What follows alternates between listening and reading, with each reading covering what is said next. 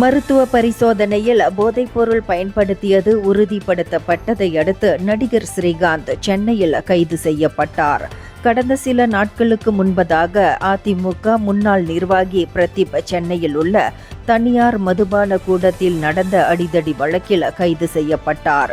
இவரது கைபேசியை பறிமுதல் செய்த காவல்துறையினர் அதிலுள்ள எண்ணை சோதனை செய்த போது பிரதீப்புடன் நடிகர் ஸ்ரீகாந்த் போதைப்பொருள் வாங்கியதாக தரவுகள் கிடைத்துள்ளது.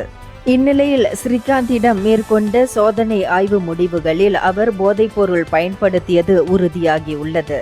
மேலும் பிரதீப் வழங்கிய வாக்குமூலத்தில் ஸ்ரீகாந்த் 40 முறை போதைப்பொருள் வாங்கி உள்ளதாகவும் அதற்கான பணத்தை பிரதீப்புக்கு ஸ்ரீகாந்த் அனுப்பியுள்ளார்.